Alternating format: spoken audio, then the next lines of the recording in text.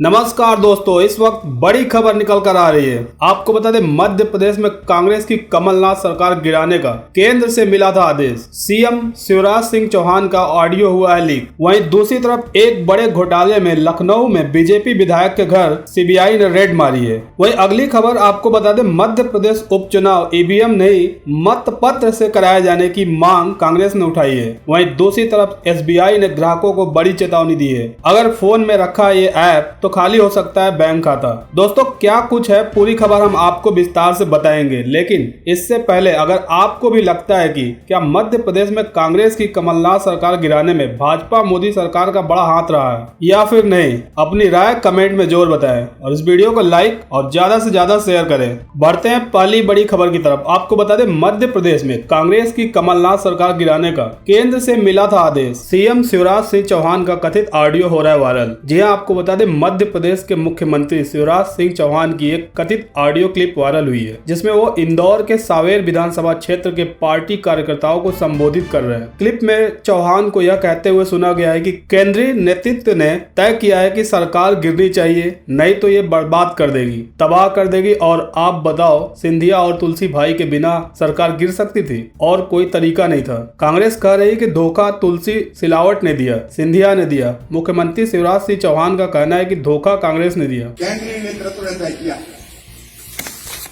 कि सरकार गिरनी चाहिए, ये बर्बाद कर देगी, तबाह कर देगी।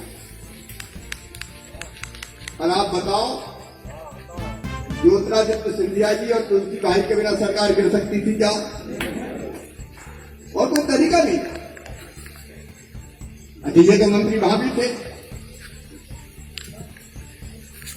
और मुख्यमंत्री बनने की तो नहीं सोची। आज पूरे विश्वास और ईमानदारी के साथ कह रहा हूं इस मंच से, धोखा कांग्रेस ने दिया, धोखा तुलसी सिलावट ने नहीं दिया, ज्योतिरादित्य जी ने नहीं दिया।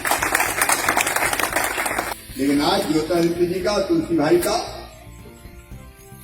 मैं इसलिए स्वागत करता हूं कि भारतीय जनता पार्टी की सरकार बनाने के लिए मंत्री पद छोड़ के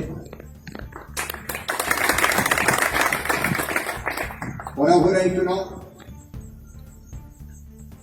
तो ईमानदारी से बताओ, तुलसी अगर विधायक नहीं बने तो हम मुख्यमंत्री रहेंगे क्या? अरे जोर से बताओ, रहेंगे क्या? भाजपा की सरकार बचेगी क्या? हालांकि हिसार मित्रा इस ऑडियो की पुष्टि नहीं करता है। ऑडियो क्लिप में जिस तुलसी सिलावट का नाम लिया गया है वो सिंधिया के वफादार और कांग्रेस के पूर्व मंत्री हैं, जो उनके साथ भाजपा में शामिल हुए थे। लंबे समय तक कांग्रेस में रहे सिंधिया ने अचानक कांग्रेस छोड़ दी। इधर कथित ऑडियो क्लिप के वायरल होने पर कांग्रेस प्रवक्ता नरेंद्र सलूजा ने तीखी प्रतिक्रिया देते हुए कहा है, बीजेपी शुरू से ही कांग्रेस के इन आरोपों को नकारती रही, जबकि पूरा प्रदेश ने देखा है कि जो विधायक बेंगलुरु में बंधक बनाए गए थे उनके साथ बीजेपी के नेता मौजूद थे। उनकी तस्वीरें भी कई बार सामने आई। लेकिन कल तो प्रदेश के मुख्यमंत्री शिवराज सिंह चौहान ने खुद इंदौर के रेसिडेंसी कोर्ट में सांवेर के कार्यकर्ताओं की एक बैठक में सार्वजनिक रूप से यह स्वीकार कर कांग्रेस के उन आरोपों पर मोहर लगा दी है। इससे इस बात की भी पुष्टि हो गई है कि बीजेपी का केंद्रीय नेतृत्व भी इस साजिश व षड्यंत्र में शामिल था और जानबूझकर कांग्रेस सरकार को गिराया। और सरकार गिराने में सिंधिया की इसलिए मदद ली गई क्योंकि उनके बगैर सरकार गिर नहीं सकती थी। इसी से समझा जा सकता है कि कांग्रेस में कोई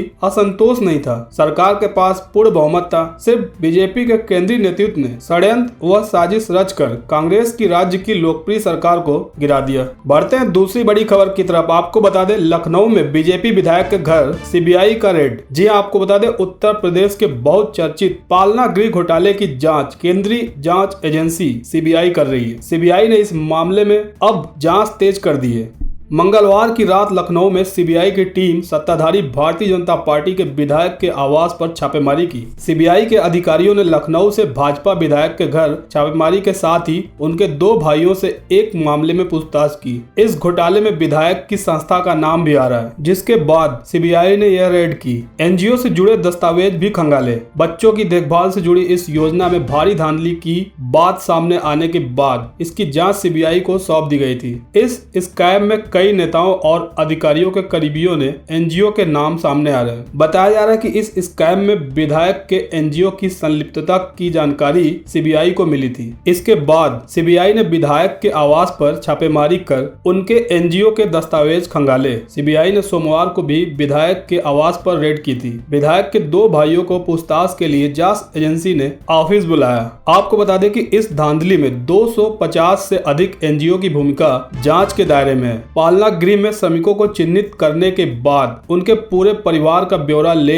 श्रम विभाग में पंजीकरण कराने के बाद 25 बच्चों को रखे जाने की योजना थी। सीबीआई जांच में यह बात सामने आई थी कि कई एनजीओ ने पहले से ही पंजीकृत श्रमिकों के बच्चों का नाम रजिस्टर पर दर्ज कर लिए। बढ़ते अगली बड़ी खबर की तरफ आपको बता दें, कांग्रेस ने मांग की है कि मध्य प्रदेश उपचुनाव ईवीएम नहीं मत पत्र से कराया जाए। जी आपको बता दें, मध्य प्रदेश कांग्रेस ने ईवीएम से कोविड-19 के संक्रमण के फैलने की आशंका जताते हुए उपचुनाव में ईवीएम के बजाय मत पत्रों का उपयोग करने की मांग की है। बता दें कि प्रदेश की 24 विधानसभा सीटों पर उपचुनाव होने हैं। प्रदेश कांग्रेस ने आशंका जताई है कि प्रदेश में विधानसभा की 24 सीटों के लिए होने वाले उपचुनाव में ईवीएम के उपयोग से कोरोना वायरस के और ज्यादा फैलने की खतरा बढ़ सकता है। ऐसे में ईवीएम के स्थान पर मत पत्रों का उपयोग किया जाना चाहिए। बता दें कि कांग्रेस के 22 विधायकों के त्यागपत्र देने के बाद भाजपा में शामिल होने और 2 विधायकों के निधन के कारण रिक्त हुई 24 विधानसभा सीटों के लिए प्रदेश में उपचुनाव होने हैं। हालांकि अभी इसकी तारीख की घोषणा नहीं हुई है।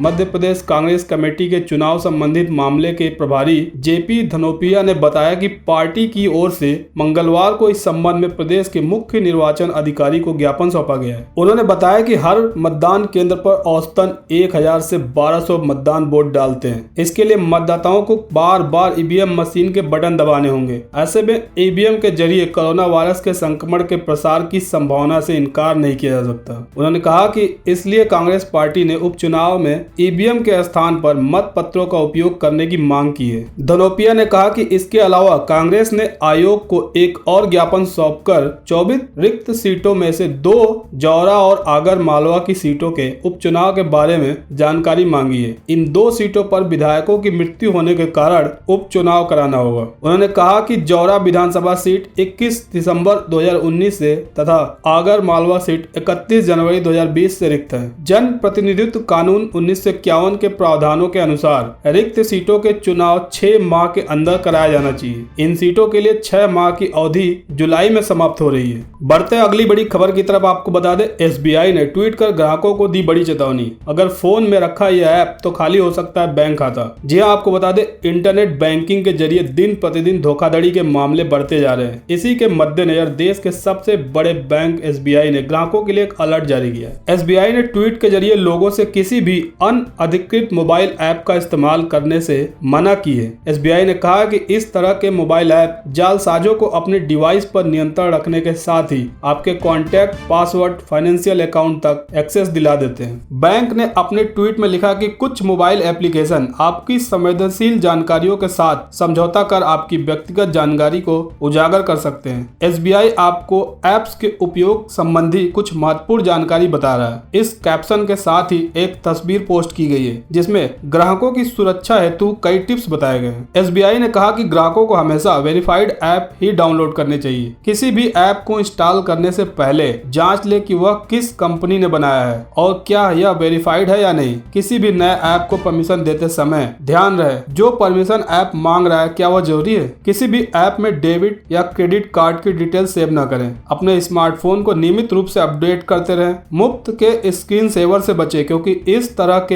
ऐप में इनबिल्ट रिस्क छिपा रहता है। फॉरवर्ड मैसेज में मिलने वाले किसी भी संदिग्ध लिंक पर क्लिक न करें। बढ़ते हैं अगली बड़ी खबर की तरफ। आपको बता दें, बिहार चुनाव में किस्मत आजमाएगी ओवैसी की पार्टी, 32 सीटों पर उतारेगी उम्मीदवार। जी आपको बता दें, हैदराबाद के सांसद ओवैसी की पार्टी AIMIM ने बिहार विधानसभा चुनाव लड़ने का ऐलान किया है। पार्टी विधानसभा की 243 में से 32 सीटों पर अपना उम्मीदवार उतारेगी। AIMIM ने यह भी कहा है कि वह समान विचारधारा वाली पार्टी से गठबंधन करने को तैयार है। ओवैसी की पार्टी ने घोषणा की है कि राज्य में 22 जिलों की 32 सीटों पर वह अपने उम्मीदवार उतारेगी। वर्तमान में विधानसभा में AIMIM का एक विधायक है। कमरुल हुदा ने पिछले साल किशनगंज सीट पर हुए उपचुनाव में जीत हासिल की थी। AIMIM के प्रदेश अध्यक्ष अख्तर उल ने कहा कि पार्टी 32 सीटों पर चुनाव लड़ेगी। उन्होंने कहा कि नीतीश कुमार की सरकार सभी मोर्चों पर विफल रही है। बता दें कि इस साल के आखिर में बिहार में विधानसभा चुनाव होना है। बिहार में 243 विधानसभा सीट हैं। 215 के विधानसभा चुनाव में भारतीय जनता पार्टी को 53 सीट मिले थे, जबकि नीतीश की पार्टी को 80 सीट मिली थी। वह लालू प्रसाद यादव की पार्टी RJD को 71 सीट मिली थी और कांग्रेस को 27 सीट मिली थी। वही दूसरी बड़ी खबर में ROB के निर्माण में देरी से भड़का कांग्रेसियों का गुस्सा। पंत पार्क में धरना दे विधायक के खिलाफ की नारेबाजी। जी आपको बता दें, धीमी गति से फ्लाईओवर का निर्माण कार्य होने से कांग्रेस जनों का आक्रोश भड़क उठा है। इसके लिए क्षेत्रीय विधायक की शिथिलता को जिम्मेदार मानते हुए कांग्रेस ने पंत पार्क में धरना दिया और हस्ताक्षर अभियान चलाया। मंगलवार को महानगर कांग्रेस के बैनर तले एकत्र हुए कांग्रेस कार्यकर्ताओं ने विधायक हरभजन सिंह चीमा और राज्य सरकार के विरुद्ध जमकर नारेबाजी। अपने संशोधन में कार्यकर्ताओं ने कहा कि 2.5 वर्ष से काशीपुर में फ्लाईओवर ब्रिज निर्माण कार्य चल रहा है, जिसके चलते लोगों को नारकीय जीवन व्यतीत करना पड़ रहा है। नगर में यातायात व्यवस्था चौपट हो चली है। लोगों को जाम व प्रदूषण की समस्याओं का सामना करना पड़ रहा है। महानगर अध्यक्ष संदीप सहगल ने कहा कि नगर में विकास कार्यों का हाल बुरा है। काशीपुर शहर जनप्रतिनिधि विहीन नजर आ रहा है। उन्होंने ROB का निर्माण शीघ्रता से कराए जाने की मांग की। वहीं दूसरी बड़ी खबर में आपको बता दें, अजीत जोगी के करीबी ज्ञानेंद्र उपाध्याय कांग्रेस में शामिल हो गए। जी हां, आपको बता दें, अजीत जोगी के विधायक प्रतिनिधि ज्ञानेंद्र उपाध्याय ने जनता कांग्रेस छोड़कर कांग्रेस की सदस्यता ले ली है। मंगलवार दोपहर करीब 12 बजे वह प्रदेश कांग्रेस के मुख्यालय पहुंचे। यहां प्रदेश उपाध्यक्ष गिरीश देवगन से मिले। इसके बाद ज्ञानेंद्र ने सिविल लाइन स्थित मुख्यमंत्री निवास जाकर भूपेश बघेल से भी मुलाकात की। ज्ञानेंद्र उपाध्याय अजीत जोगी के बेहद करीबी व्यक्ति माने जाते रहे हैं। चुनाव में भी जोगी की पार्टी जनता कांग्रेस में रणनीतिक कमान ज्ञानेंद्र के हाथों में रहती थी। कांग्रेस के प्रवक्ता धनंजय सिंह ठाकुर ने कहा कि ज्ञानेंद्र का कांग्रेस में आना जनता कांग्रेस और अमित जोगी के लिए बहुत बड़ा झटका है। ज्ञानेंद्र 1980 से सक्रिय राजनीति में मरवाही विधानसभा सीट पर जहां जोगी परिवार का कब्जा रहा, वहां 7 विधानसभा और लोकसभा चुनाव का संचालन कर चुके हैं। पढ़ते अगली बड़ी खबर की तरफ। आपको बता दें, राहुल गांधी के वायनाड चुनाव को रद्द करने की मांग वाली याचिका पर सुप्रीम कोर्ट में 2 हफ्ते बाद होगी सुनवाई। जी हाँ, पूर्व कांग्रेस अध्यक्ष राहुल गांधी के केरल के वायनाड में हुए चुनाव को रद्द करने की मांग करने वाली याचिका सुप्रीम कोर्ट ने 2 सप्ताह के लिए टाल दिया है। यह याचिका केरल सोरल घोटाला मामले के आरोपियों में से एक सरिता नायर ने दायर किया था। बता दें कि केरल हाई कोर्ट ने इस याचिका को पहले ही खारिज कर दिया था, जिसके बाद नायर ने सुप्रीम कोर्ट का दरवाजा खटखटाया। सरिता का कहना है कि उन्होंने उत्तर प्रदेश के अमेठी में राहुल गांधी के खिलाफ चुनाव लड़ा था। उन्होंने कहा था कि उनका नामांकन पत्र अमेठी के रिटर्निंग अधिकारी ने स्वीकार किया था, जबकि वायनाड में इसे खारिज कर दिया गया। सरिता ने राहुल पर आरोप लगाया कि उन्होंने इस संबंध में कई मौकों पर सरिता के पत्रों को अनदेखा किया। सरिता की मांग है कि वायनाड में राहुल के चुनाव को रद्द कर दिया जाए। बता दें कि केरल के चर्चित सोलर घोटाले की मुख्य आरोपी सरिता नायर ने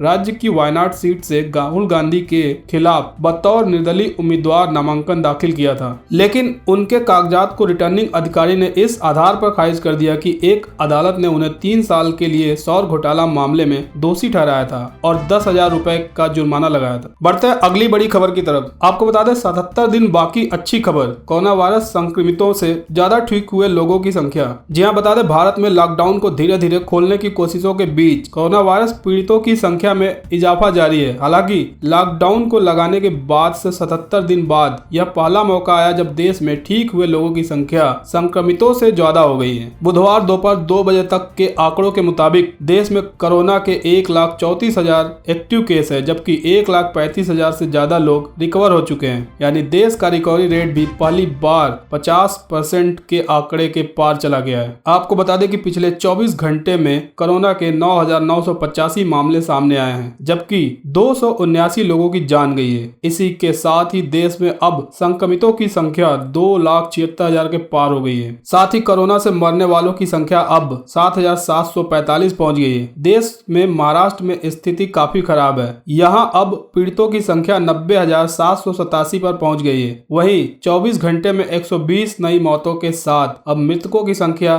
3,289 हो गई है। राज्य में पिछले करीब 3 हफ्तों से लगातार हर दिन 2,000 नए केस सामने आ रहे हैं।